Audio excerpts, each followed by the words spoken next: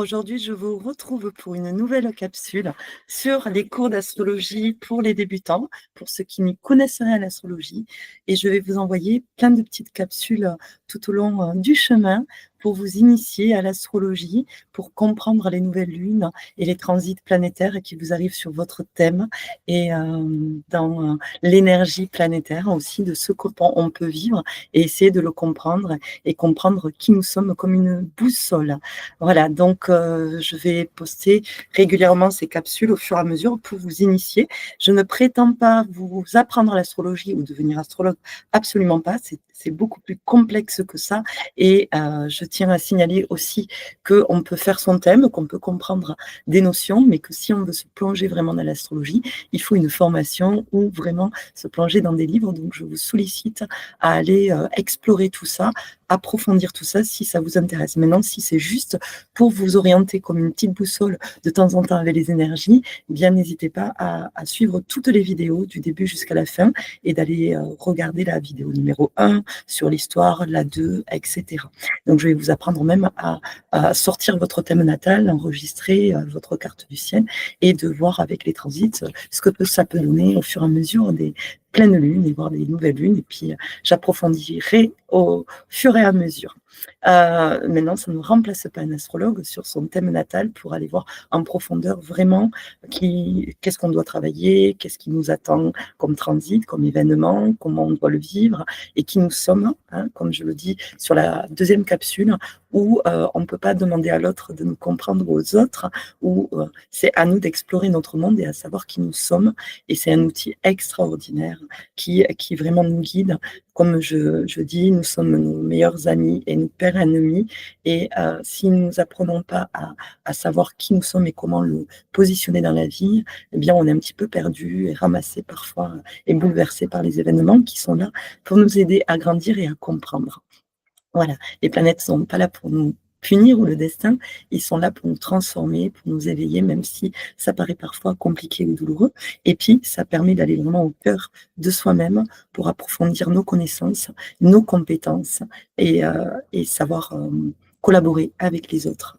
Voilà, donc n'hésitez pas à aller approfondir et d'utiliser aussi les astrologues pour vous outiller dans votre quotidien face à votre thème et voilà, parce que c'est beaucoup plus complexe que ce que je vais vous apporter. Voilà, donc n'hésitez pas à me suivre aussi sur les réseaux sociaux, Facebook, Insta, etc. Je suis médium de naissance, je fais du contact défunt, je fais beaucoup de conférences et de médiumnité en salle, je suis thérapeute de la formation de Anne Gévaudan et j'utilise aussi l'astro et les guidances. Donc n'hésitez pas à me suivre, à liker cette page, à partager et à vous abonner. Voilà.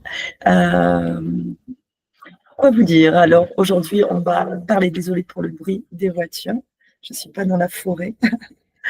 Voilà, même si j'ai un petit jardin tropical. Donc, aujourd'hui, je vais vous faire une petite capsule sur l'astrologie. Et je voulais vous dire, voilà, c'est ça que j'avais oublié. C'est bien l'IA, c'est chouette, ça apprend plein de choses, mais ça ne remplace pas l'humain, encore une fois. Donc, vous pouvez explorer Internet, etc. Mais il y a de tout et n'importe quoi. Et à vous de faire même dans ces vidéos votre propre discernement, votre propre cheminement, d'aller approfondir et d'aller, voilà, parce que c'est vraiment des capsules faites pour les nouveaux, hein, comme je vous dis, pour les débutants et vraiment pour avoir des notions.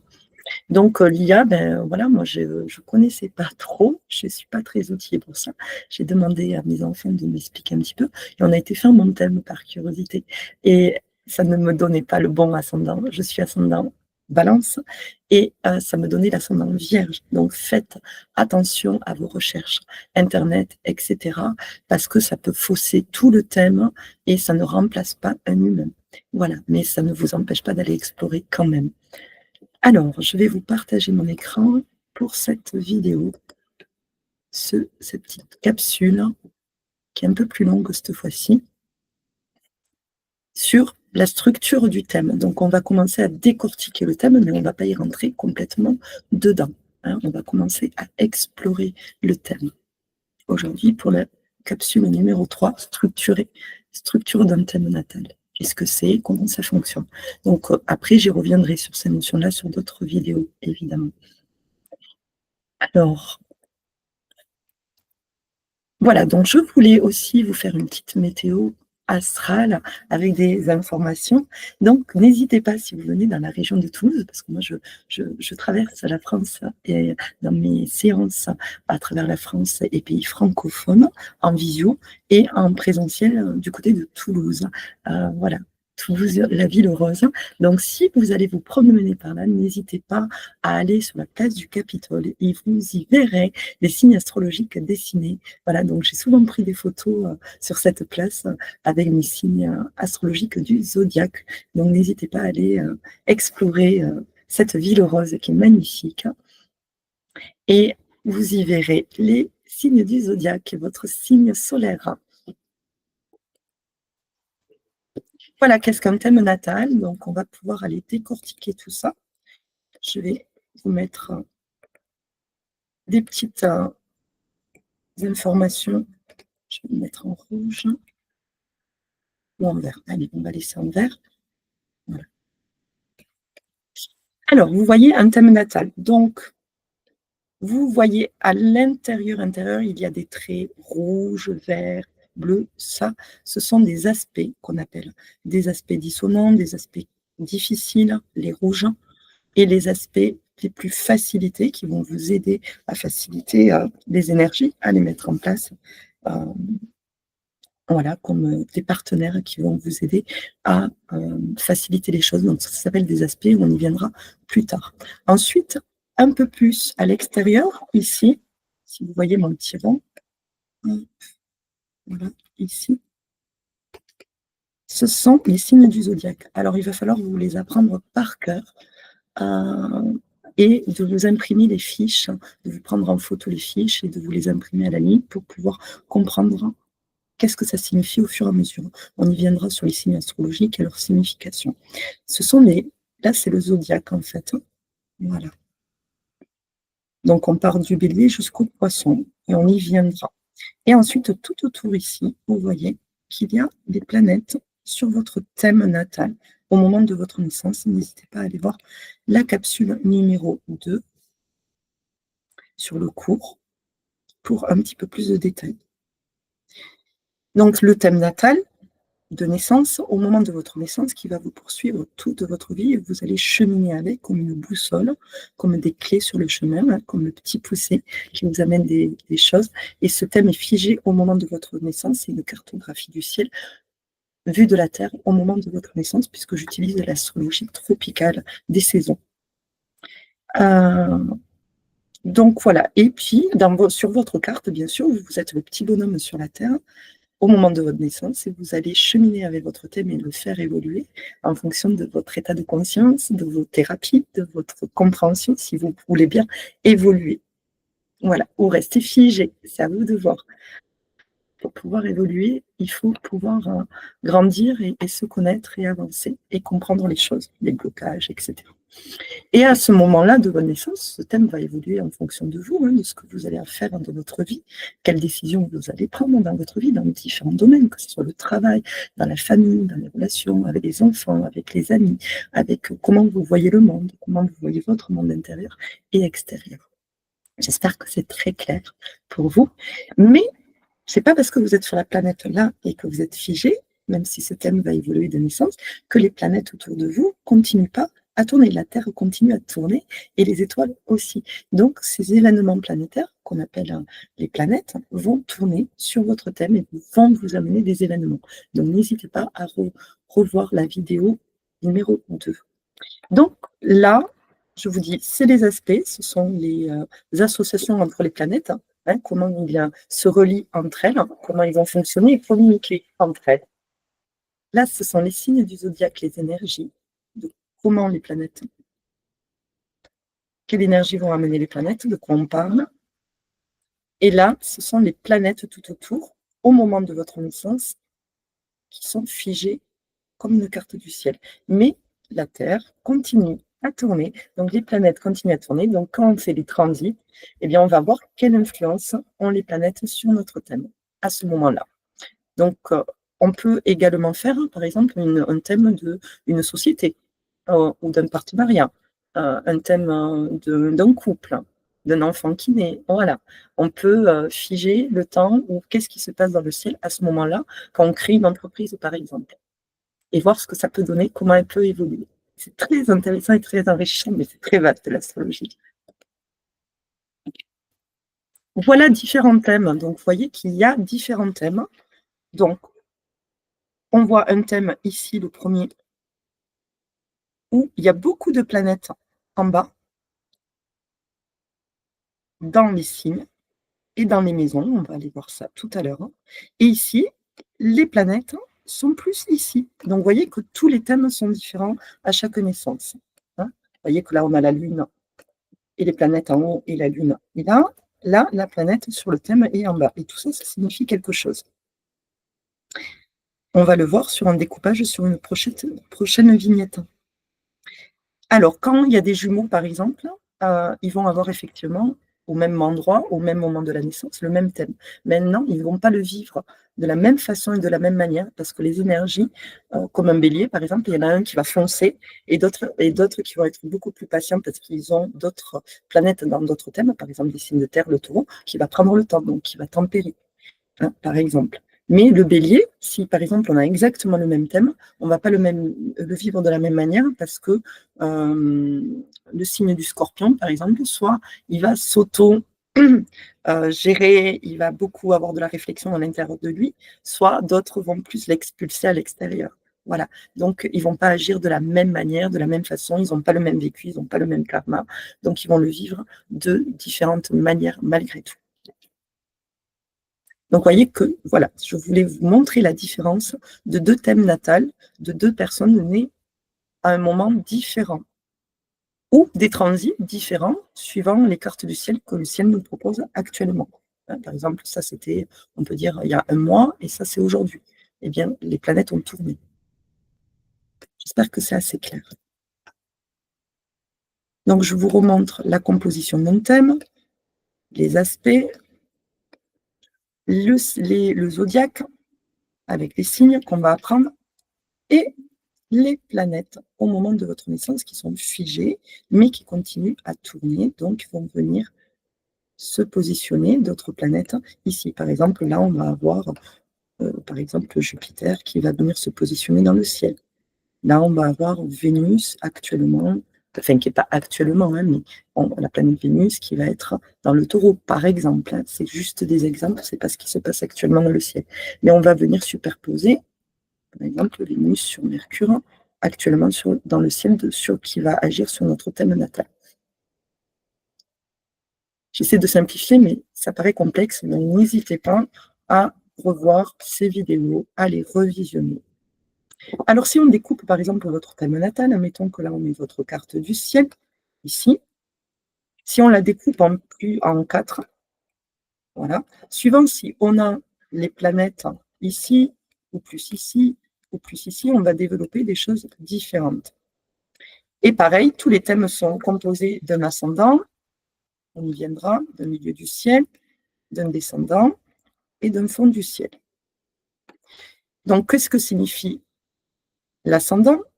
C'est au moment de la naissance, c'est avec l'heure de naissance qu'on le voit. C'est pour ça que les horoscopes sont basés sur les maisons et non sur le signe solaire. Donc, quand vous écoutez votre horoscope, écoutez d'abord votre signe ascendant parce que c'est basé sur les maisons et non pas sur le signe solaire. Donc, quand on parle de l'ascendant, c'est la maison 1, c'est la personnalité première, mais nous verrons les maisons plus tard dans des vignettes également. Qu'est-ce que signifient toutes les maisons? Donc, c'est la première personnalité, c'est moi, qui suis-je face au monde, comment je me présente au monde, mais qui suis-je? Voilà, c'est ma première image, etc. Le fond du ciel, c'est d'où je viens, c'est ma famille, mon foyer, mon héritage, ma maison intérieure, mon intériorité, mon soi intérieur. C'est comment j'ai été éduquée par ma famille, ce sont mes parents, etc. Tout ce qui est la maison 7, le descendant, c'est les relations et les partenariats, voire les ennemis avoués, qu'on voit, visibles. Parce que la maison 12, on y verra plus tard, c'est des ennemis cachés qu'on ne voit pas forcément. Mais c'est toute la relation aux autres, en fait. C'est moi, comment je perçois les autres, ou comment je m'identifie par rapport aux autres, ou comment je me place par rapport aux autres, ou comment j'attire à moi des personnes ou des relations ou des partenariats, qu'elles soient amoureuses ou partenaires de vie, ou relations en général. Euh, Qu'est-ce que j'attends aussi de l'autre dans mon besoin? Parce qu'on, hein, qui s'assemble se ressemble s'attire, mais en même temps, les opposés s'attirent aussi parce qu'il nous manque quelque chose. Donc, on va chercher la relation aux autres, notre besoin profond. Donc, voilà, c'est toutes les relations, les partenariats et les associations. Donc, c'est aussi la maison du couple et du mariage. Il y a d'autres aspects pour ça aussi.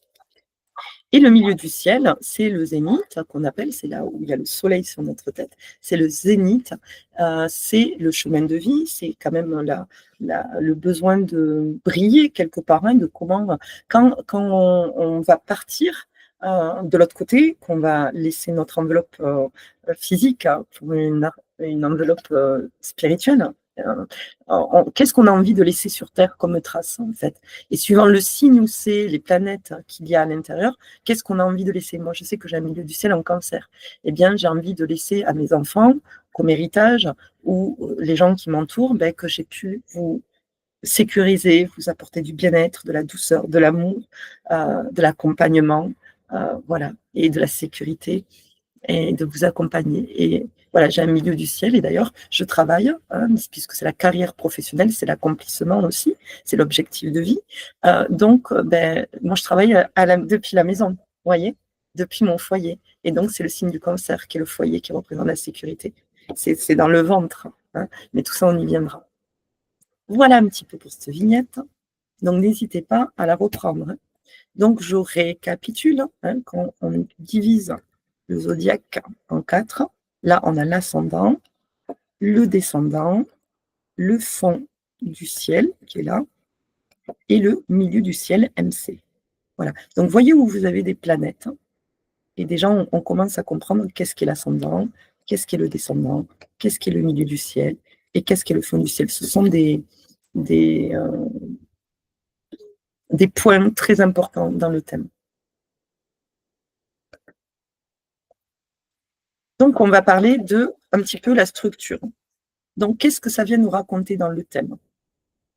Donc, dans le thème, comme vous avez vu ici,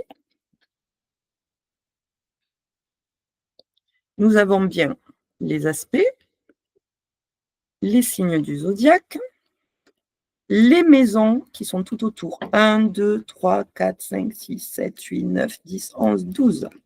Et les planètes. Donc, qu'est-ce que ça signifie tout ça pour le décortiquer un petit peu?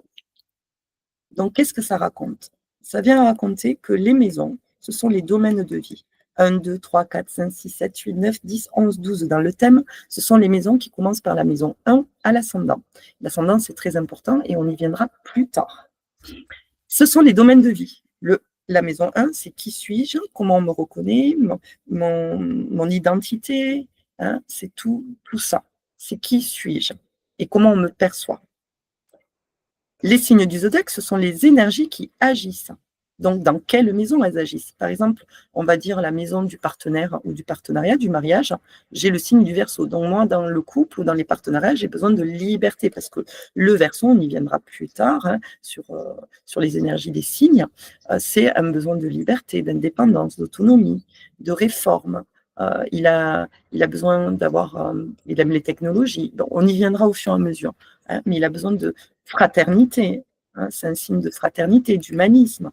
Donc, il cherchera un partenaire ou un partenariat où il propulsera chez le partenaire des besoins de cette énergie-là. Il cherchera ça en tout cas. Ou il s'identifiera par rapport à ça dans cette maison 7 ou 3, dans la communication, dans les échanges. Et les planètes, c'est quoi? De quoi on parle? Les énergies également des planètes viennent dire, bien, j'ai Vénus dans la maison du couple, donc pour moi, les valeurs, l'amour, les finances, etc. C'est très important dans la maison du couple, qui est la maison 7, avec le signe du Verseau, avec des besoins de liberté. On va venir décortiquer tout ça. Donc, j'espère que c'est assez clair. Donc, n'hésitez pas à reprendre cette vidéo et la revoir. J'essaie de réexpliquer, rabâcher, pour que vous puissiez bien comprendre. Donc, les maisons, ce sont les domaines. Qui suis-je dans ma famille, ma carrière professionnelle, les échanges, ma vie sociale, ma vie intime. Ça peut être la maison 6, l'hygiène de vie, mon quotidien, comment je vis mon quotidien. Est-ce que, voilà, le désir d'enfant, le besoin d'avoir des enfants ou pas. La maison 5, les loisirs, comment je vis mes loisirs, par quel biais, par quelle énergie. Donc les planètes, elles viennent aussi donner des informations dans les signes et les énergies, dans des domaines de vie. Si vous ne comprenez pas, n'hésitez pas à me dire. Voilà, donc on redécortique un thème. Vous avez les maisons, 1, 2, 3, 4, 5, 6, 7, 8, 9, 10. Les énergies du zodiaque et les planètes tout autour. J'espère que c'est bien clair. N'hésitez pas à prendre des photos et de vous les enregistrer, de vous les imprimer.